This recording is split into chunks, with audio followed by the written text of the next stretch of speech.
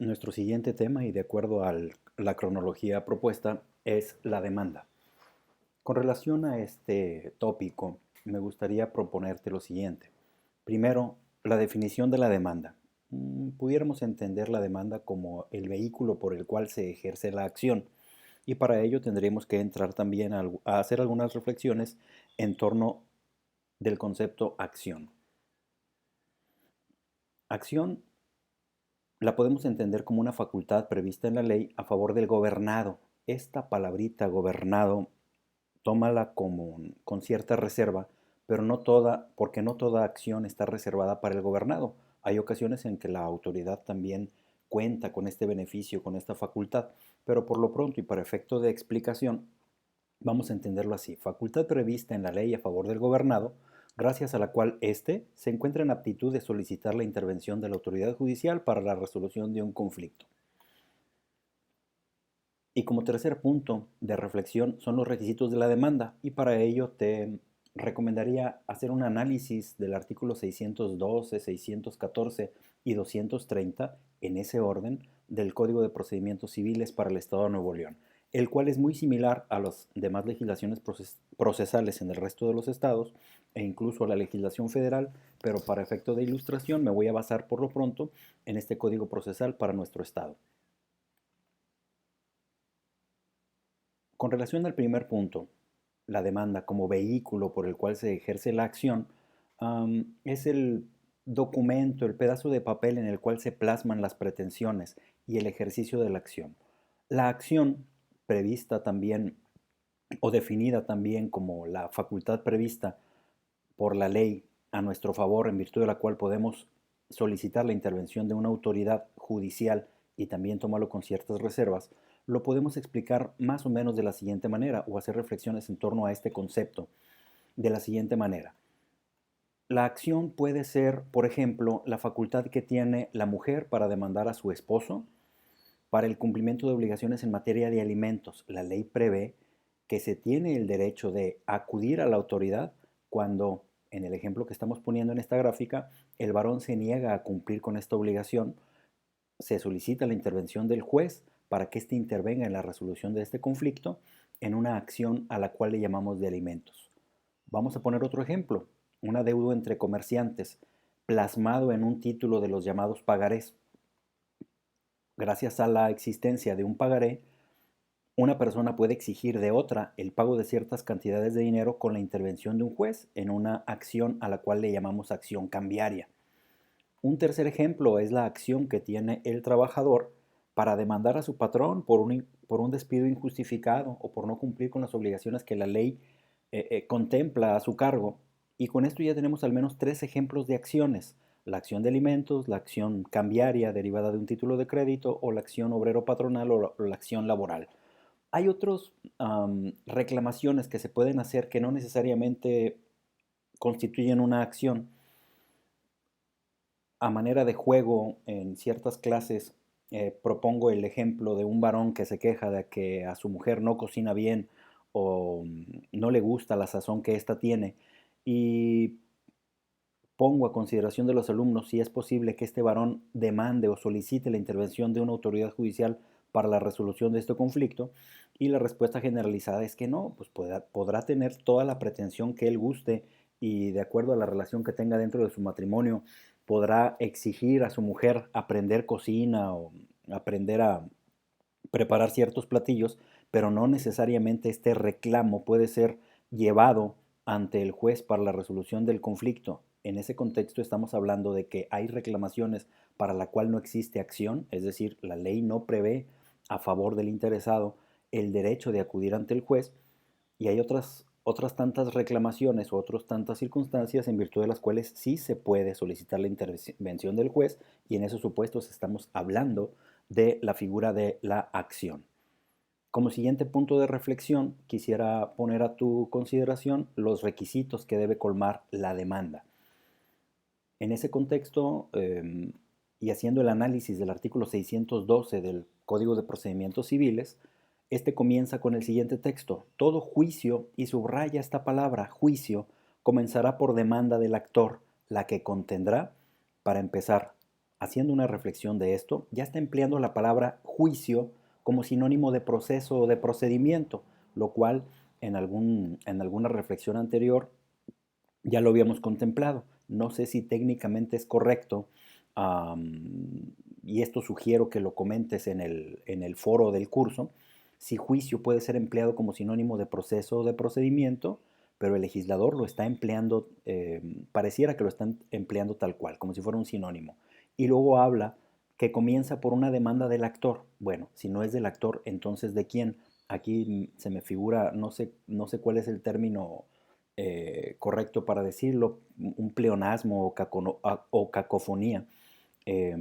Habrá que preguntarle por ahí a algún lingüista, pero normalmente la demanda la presenta el actor. No puede haber una demanda del demandado a menos que estemos hablando de reconvención, pero bueno, tal vez ese es el escenario que está previendo el legislador para tratar de especificar que la demanda es presentada por el actor.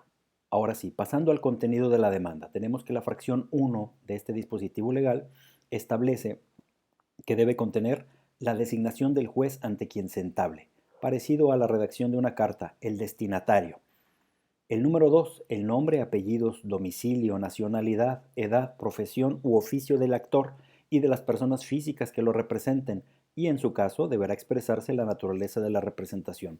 Este punto es muy importante porque muchas veces por vicios heredados, por formatos, formularios o machotes de demanda que usamos para la redacción de otras tantas nuevas, ponemos información que la ley no nos pide. Por ejemplo, hay muchos textos de demanda en los que se lee que la persona interesada, la parte actora, dice, después de su nombre, domicilio, nacionalidad, pone la frase sin adeudos fiscales. Si tú te fijas, ninguno de los requisitos previstos por el 612 prevé que tengamos que revelar si tenemos o no adeudos de naturaleza fiscal, pero bueno, insisto, son vicios, prácticas heredadas.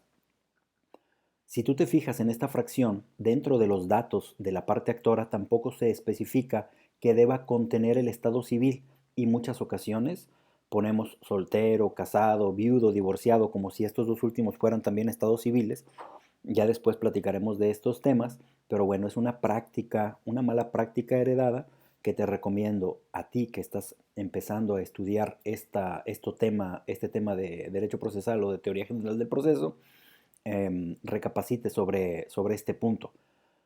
Otra situación que es importante recalcar con relación a este requisito de la fracción 2 del artículo 612 es que en muchas ocasiones solamente se le pone que somos mayores de edad. La ley es muy clara al decir que uno de los requisitos de presentación de la demanda y hablando de los datos de la parte actora es que pongamos nuestra edad, es decir, el número de años con el que contamos. Y muchas veces yo no sé si sea una cuestión de pena, modestia, no ponemos la edad, sino simplemente le ponemos mayoría de edad, mayor de edad, lo cual no está, con lo cual no se cumple al 100% el requisito legal, pero los juzgadores tienen cierto grado de tolerancia con relación a este punto. La fracción 3 de este artículo habla del nombre, apellidos y domicilio del demandado.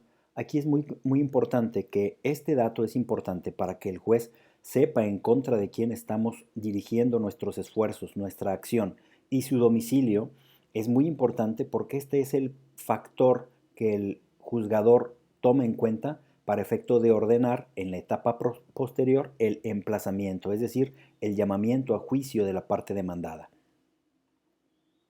Allí hay una presunción de buena fe en el sentido de que la parte actora le hace saber al juez el domicilio de la parte demandada sin siquiera demostrarlo con pruebas que ese es el domicilio. Eso ya se corroborará, perdón, con elementos posteriores. La fracción 4 de este mismo artículo establece que debe contener la demanda el objeto u objetos que se reclaman con sus accesorios. Y aquí viene una especie de capítulo dentro de la demanda en el cual le vamos a explicar al juez o le vamos a detallar al juez qué es lo que estamos reclamando. En un ejemplo, por ejemplo, un procedimiento instaurado por una situación de adeudos económicos, pues tendremos que poner cuál es la cantidad en pesos y centavos que se está reclamando y en su caso los accesorios, como pudieran ser intereses, gastos, etcétera. Todo esto lo tenemos que poner y es muy importante que seamos muy creativos a la hora de establecer en el escrito de demanda el objeto que se reclama, porque la omisión de esto hará en un futuro a la hora de dictar sentencia que el juez resuelva de más o de menos si es que no especificamos desde un inicio la totalidad de las prestaciones que estamos reclamando a cargo de la parte demandada. En la fracción 5 nos impone el legislador la obligación de crear un capítulo nuevo dentro del escrito de demanda en donde expongamos de manera clara y sucinta y en párrafos numerados los hechos que motivan la demanda. Esta narración de hechos es muy importante para tratar de familiarizar al juez con el motivo de la contienda, con el origen del conflicto. Y en la fracción número 6 viene la enumeración precisa y concreta consignada en la conclusión en las peticiones que se formulen al tribunal. Esto normalmente lo llamamos puntos petitorios y también es importante que después de hacerle toda la narración al juez de nuestras pretensiones, los hechos en los que se basa nuestra pretensión, hagamos, tengamos esta atención para con el juzgador, haciéndole ver de manera clara y precisa qué es exactamente lo que estemos pidiendo y esto se hace en este apartado de la demanda. El número 7, el valor de la suerte principal si de ello depende la competencia del juez. Te sugiero que toméis nota de esta fracción 7 porque va a ser importante tenerlo en cuenta en el momento en que analicemos dentro del material del curso la figura de la competencia, la institución de la competencia y la manera de determinarlo. El artículo 614 establece otros tantos requisitos que se deben colmar al momento de presentar la demanda y son los documentos que estos se tienen que acompañar. En la fracción 1 nos dice que debemos de exhibir el documento o documentos que acrediten el carácter con que el litigante se presente en juicio, en caso de tener la representación legal de alguna persona física o moral. Ejemplo, cuando el papá o la mamá ocurren ante el juzgado representando los intereses de su menor hijo, deberán presentar el acta de nacimiento o el documento del registro civil con el que acrediten tal carácter. En la fracción 2 nos impone la obligación de presentar el poder que acredite la personalidad del mandatario cuando éste intervenga, y esto es muy usual cuando se representan a personas físicas o morales principalmente que acuden a través de la representación de alguien más. Tú como abogado en un futuro probablemente vas a representar los intereses de tu cliente y normalmente lo vas a hacer a través de un mandato, de un poder. La fracción tercera de este mismo artículo 614 establece que debemos de acompañar los documentos en los que se funde la acción y todos los que se quieran utilizar como prueba. Si la base de la acción es un contrato, vamos a decir, de suministro, tenemos que exhibir ese contrato. Si la base de la acción es un título de crédito, también la debemos de exhibir. No podemos quedarnos, no podemos reservar en el juego nuestras cartas, tenemos que exhibirlas desde un inicio. En la fracción 4 nos exige el legislador que exhibamos tantas copias simples o fotostáticas, siempre que sean legibles a simple vista, y el número es equivalente a las personas demandadas. Todo esto para efecto de correr traslado. Te encargo, como parte de la actividad, revisar en diccionarios jurídicos o en documentos relacionados qué significa o a qué se referirá el legislador con este punto de correr traslado. La fracción 5 del artículo 614 nos impone la obligación al legislador de que cuando acompañemos grabaciones de audio o de video, discos de computadora, para que se impongan de ellos, se exhibirá un duplicado certificado por notario público de los mismos para ser entregado a la parte demandada y corrérsele traslado. Esta es una novedad, vamos a decirlo así, dentro de la legislación procesal, porque antes se nos exigía acompañar copias de los documentos, pero ahora con el avance de las tecnologías y entendiendo el legislador que pueden presentarse como pruebas documentos electrónicos, grabaciones y audios, es necesario también enterar a la contraparte, a la parte demandada, del contenido de estos elementos y por lo tanto debe acompañarse una copia de los mismos certificada ante notario. el artículo 230. Si te fijas en orden, el artículo 230 está mucho antes que el artículo 612 y 614 ya analizados, pero contiene unas disposiciones relativamente nuevas que están relacionadas con lo que se debe colmar en el momento de la demanda, aunque incluye varios momentos: demanda, contestación, réplica, dúplica y en su caso reconvención, contestación, réplica y dúplica. Me voy a concentrar por lo pronto en el escrito de demanda y nos impone la obligación de ofrecer pruebas. Hasta hace algún tiempo no estábamos obligados a ofrecer las pruebas junto con nuestra demanda. Ahora ya lo estamos y tenemos que exhibirlas, relacionándolas con los puntos controvertidos. Es decir, no basta decir ofrezco tal prueba documental, confesional, testimonial, sino que tenemos que decir este elemento de prueba tiene relación con el hecho identificado como número tal del capítulo que ya habíamos plasmado dentro del cuerpo de la demanda.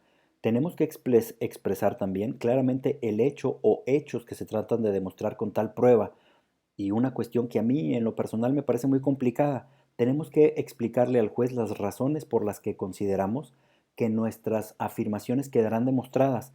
Esto me parece de repente muy aventurado, porque muy difícilmente yo puedo saber a priori cómo es que tal prueba comprobará tal hecho, porque es una prueba que todavía no se desahoga, pero ya hablaremos de esto más adelante cuando platiquemos del tema de desahogo o materialización de pruebas.